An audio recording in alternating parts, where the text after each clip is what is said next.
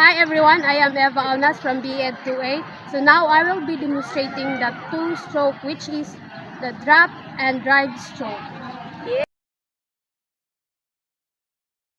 Now I will be performing the first stroke, which is the drop stroke.